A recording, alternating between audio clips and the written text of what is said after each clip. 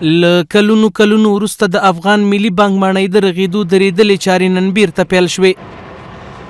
دا ودانۍ له نن څخه 13 کاله وړاندې پرانیستل شوې وه، خو کارونه یې تر اوسه نیمګړي پاتې دي.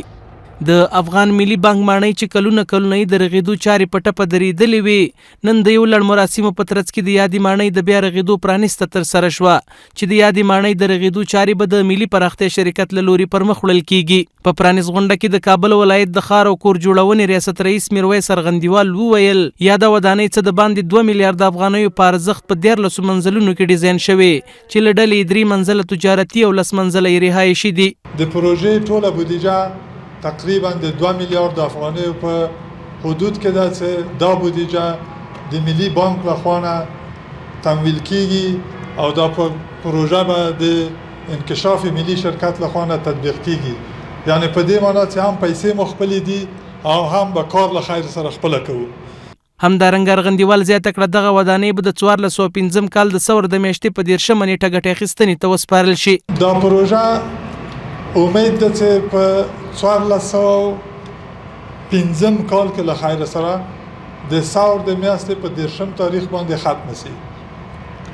خو ان شاء الله د مونږ ټیم متعهد ده چې مخکې له دې نه به مونږ دا کار د پای د اکمال ته ورسوو.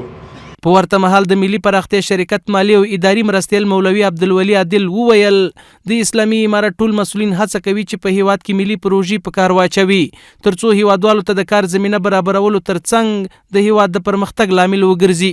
خو الحمدلله چې نن د موږ او تاسو د مشرانو خاص کر د امیر المؤمنین صاحب د رئیس الوزرا د نورو وزیرانو دغوی همیشه طرف تلاش داده چې دغه یو ملي کارونه وکړي.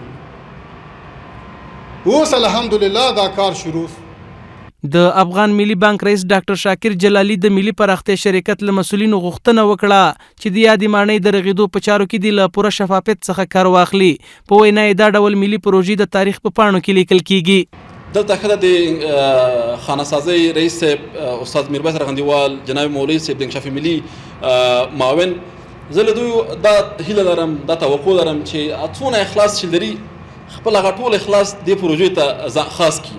ځکه که دا پروژه کامیابیږي دا یو حیثیتي مسله ده. د دې پروژې کامیابي د انکشاف ملي کامیابي ده، د دې پروژې کامیابي د افغان ملي بانک کامیابي ده، او په آخر د ورځې کې د دې پروژې نه که حد اقل 80 کاله استفاده کیږي، راتلونکي نسلونو لپاره به یوه غټه هدیه ده.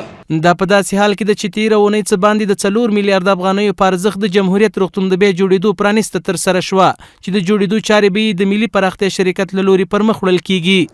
محمد عمران سرکوټوال، حریت نیوز، کابل.